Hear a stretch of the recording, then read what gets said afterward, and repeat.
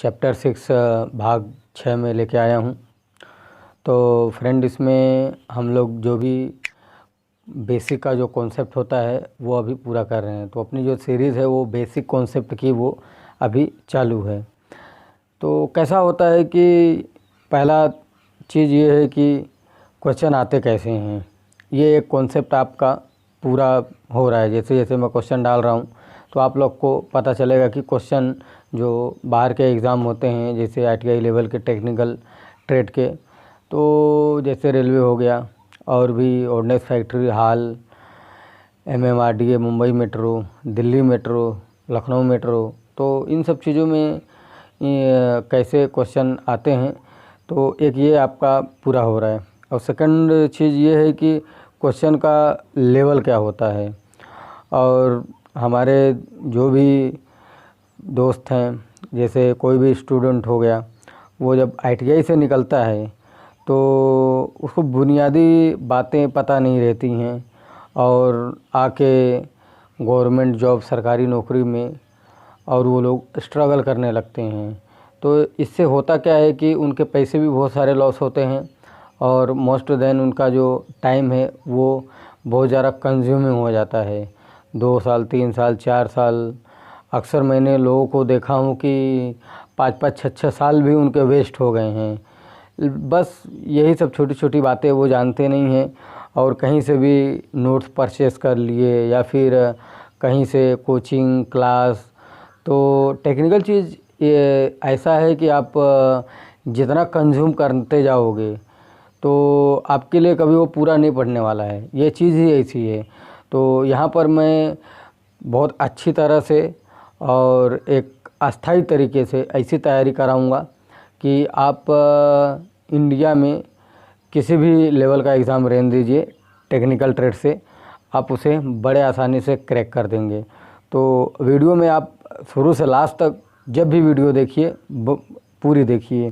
तो चलिए देखते हैं, पहला क्वेश्चन देख लेते हैं। धातु का वह गुण जिसके आधार पर उसकी चादरें, सीट्स बनाई जाती हैं। तो ए ऑप्शन में है इलास्टिसिटी, बी है डक्टिलिटी, सी है मेलिबिलिटी, डी है सॉफ्टनेस। तो इसका जो आंसर होगा वो सी होगा,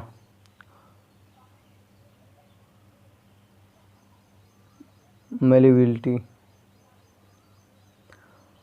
सेकंड क्वेश्चन देखते हैं। धातु का वह गुण जिससे उसकी तारें बनाई जाती हैं। तो ऑप्शन में देखते हैं ए डक्टिलिटी, बी टेंसाइल स्ट्रेंथ, सी मेलिबिलिटी, डी स्ट्रेंथ।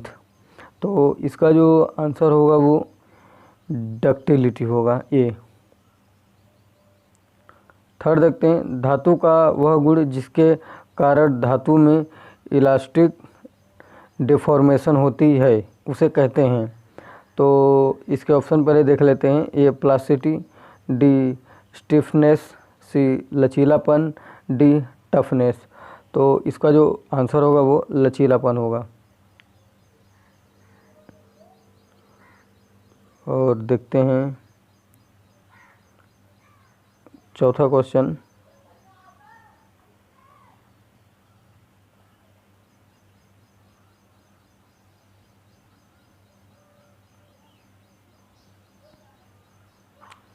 धातु का वह गुण जिसके कारण वह बिना किसी बाहरी बल के भी अपना आकार बदल लेती है। तो यहाँ पर ऑप्शन देखते हैं। ए टफनेस, बी प्लास्टिसिटी, सी लचीलापन, डी स्टिफनेस। तो इसका जो आंसर होगा वो बी होगा, प्लास्टिसिटी। पांचवा क्वेश्चन देखते हैं। धातु का वह गुण जिसके कारण वह कटिंग करने की क्षमता रखता है, यानी कि वो तेज़ काटता है, जैसे फाइल हो गया और जो भी इंस्ट्रूमेंट हो गए। तो यहाँ पर ऑप्शन में देखते हैं। ए भंगुरता, बी टफनेस, सी डक्टिलिटी, डी हार्डनेस, जैसे ड्रिल हो गया, फाइल हो गया, ये सब कटिंग इंस्ट्रूमेंट है। तो ये काफ़ी हार्ड रहते हैं जिसके वजह से ये काटते हैं। तो टफनेस इसका आंसर होगा बी। 6 देखते हैं। धातु का वह गुण जिसके कारण उसे मोड़ने या ट्विस्ट करने पर भी वह टूटती नहीं है। तो ऑप्शन में ए टफनेस, बी स्ट्रेंथ, सी क्रीप और डी हार्डनेस। तो इसका जो आंसर होगा वो हार्डनेस होगा। 7 देखते हैं, धातु का वह गुण जिसके कारण उस पर चोट लगाने पर वह टूट जाती है। ए हार्डनेस, बी भंगुरता, सी लचीलापन, डी टेनासिटी। तो इसका जो आंसर होगा वो हार्डनेस होगा।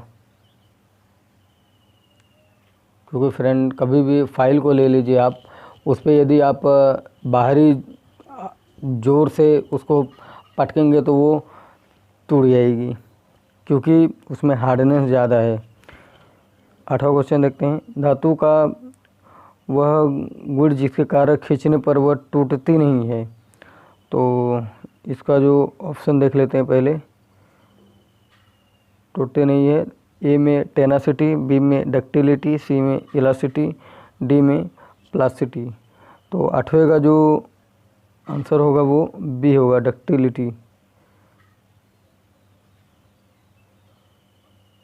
B ductility.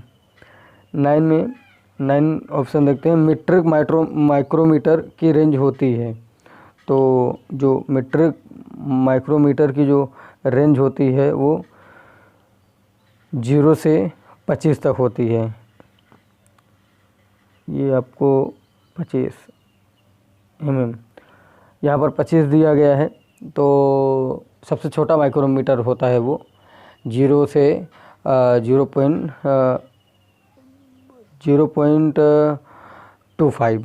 तो आपको यदि 0.25 यदि दिख गया तो वो लगा देना है, नहीं तो आप 25 रहेगा वो लगा देना है। 10 से देखते हैं, माइक्रोमीटर की धातु होती है। तो माइक्रोमीटर की जो धातु होती है पहले देख लेते हैं। एक नया क्वेश्चन है, तो आपको ये किसी भी बुक में ये जल्दी मिलेगा नहीं, बहुत ही मेहनत से मैंने टाइप किया हूँ। तो देखते हैं, A stainless steel, B invar steel, C chromium steel. तो फ्रेंड इसका जो आंसर होगा वह इनवार स्टील होगा। आप कोई से भी बुक ले लीजिए, कहीं से भी देख लीजिए, ये क्वेश्चन बहुत मुश्किल है मिलना। तो 11वां क्वेश्चन देखते हैं,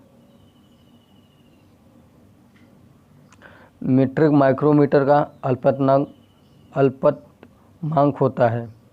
तो यहाँ पर पूछा गया है कि जो माइक्रोमीटर होता है उसका सबसे कम जो माप होता है वो क्या होता है, ऐसा भी क्वेश्चन आ सकता है।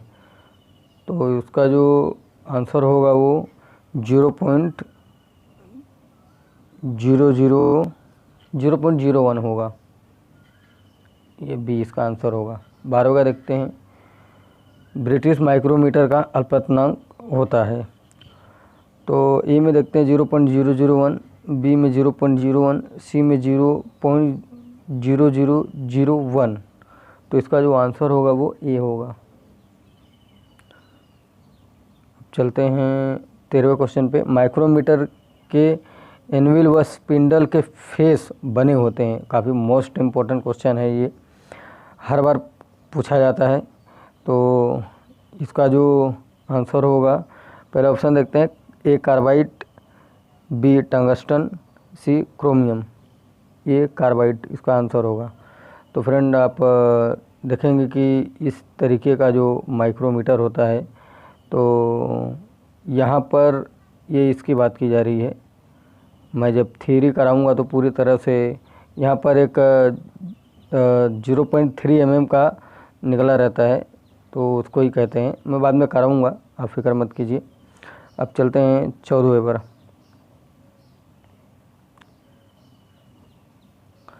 माइक्रोमीटर में धनात्मक त्रुटि तब होती है। तो ऑप्शन में देखते हैं, क्योंकि ये धनात्मक त्रुटि की बात कर रहा है। ये जब एक एनविल तथा स्पिंडल के फेस मिलाने पर स्लीव की 0 लाइन या डाटम लाइन से थिम्बल 0 आगे चली जाए। बी, जब थिम्बल की 0 स्लीव की डाटम लाइन से पीछे रह जाए। या सी, जब थिम्बल 0 स्लीव की डाटम लाइन की सीध में हो। तो इसका जो आंसर होगा वो बी होगा। ये त्रुटि से क्वेश्चन आया है। 15वां देखते हैं, स्क्रू थ्रेड माइक्रोमीटर से चेक होता है। तो स्क्रू थ्रेड माइक्रोमीटर एक होता है, ज़्यादातर वो पिच डायमीटर और मापने के काम में आता है। तो ऑप्शन में देख लेते हैं, A major diameter of thread, B screw pitch, C screw या वोल्ट का पिच डायमीटर। तो इसका आंसर जो होगा वो सी होगा। 16वां देखते हैं, वी एनविल माइक्रोमीटर की फ्रेम कोण पर बनी होती है। तो ए 45 डिग्री, बी 90 डिग्री, सी 60 डिग्री। तो इसका जो आंसर होगा वो 60 डिग्री होगा। चलिए 17वां क्वेश्चन देखते हैं, गियर टूथ वर्नियर कैलिपर से चेक होता है। तो जो गियर टूथ वर्नियर कैलिपर से चेक होता है, ऑप्शन में देखते हैं, गियर का पिच डायमीटर, बी दांते की गहराई, सी दांते की मोटाई और अडेंडम। तो इसका जो ऑप्शन होगा वो अडेंडम होगा। तो अडेंडम और डिडेंडम भी होता है। तो ये ज़्यादातर की जो स्क्रू होता है पिच, जहाँ पर स्क्रू पिच की बात आती है तो यहाँ पर इस टॉपिक की बात होती है। तो आने वाले समय में जब मैं आपका थ्योरी कराऊंगा तो ये सब भी करा दूंगा। अभी फर्स्ट ऑफ ऑल सिर्फ और सिर्फ मैं बेसिक के कॉन्सेप्ट पर ध्यान दिया हूँ, ताकि लोगों को ये पता चल जाए कि क्वेश्चन होते कैसे हैं, कैसे क्वेश्चन बनाए जाते हैं, कैसे हमसे क्वेश्चन किए जाते हैं एग्ज़ामिनेशन में। तो ये ज़्यादा ज़रूरी है। तो चलते हैं 18वां क्वेश्चन देखते हैं।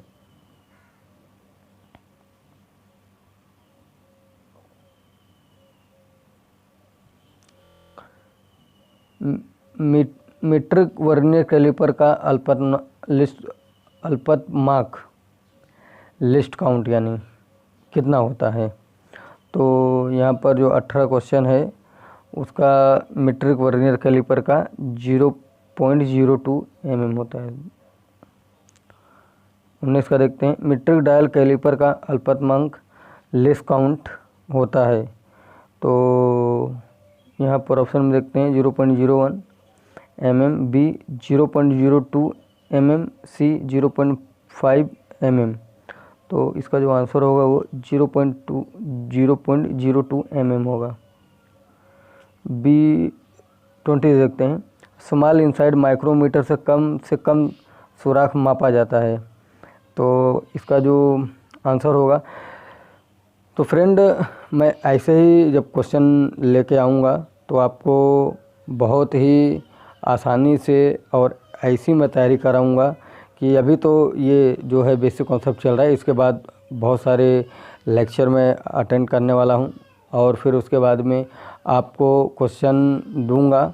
और जैसे मान लीजिए कि कोई फीटर से है, ये फाइल हो गया, तो फाइल से जितने भी क्वेश्चन बनते हैं, 1 होने दीजिए, 2 होने दीजिए, 3 होने दीजिए, तो जितने भी क्वेश्चन बनते हैं जैसे 24-25 प्रकार के बनते हैं, तो मैं पूरी क्वेश्चन बना के दूंगा आपको। जैसे वाइज है, अब बेंच वाइज जैसे हो गया, तो बेंच वाइज का जो भी है कि जैसे उसका जो प्लेट होती है तो टूल स्टील की होती है और भी बहुत सारे क्वेश्चन बनते हैं। तो मैं आपको सब जितने भी क्वेश्चन ज़्यादा से ज़्यादा बनते हैं पूरे क्वेश्चन को बना के दूंगा, ताकि आपका एक भी क्वेश्चन ना छूटे कोई भी एग्ज़ाम में। तो विषय की बात करते हैं, तो विषय का जो आंसर होगा वो 10 mm होगा। तो चलिए दोस्तों, आशा करता हूँ कि आपको वीडियो पसंद आई होगी। तो लाइक कीजिए, सब्सक्राइब कीजिए और मिलते हैं अब अगले वीडियो में।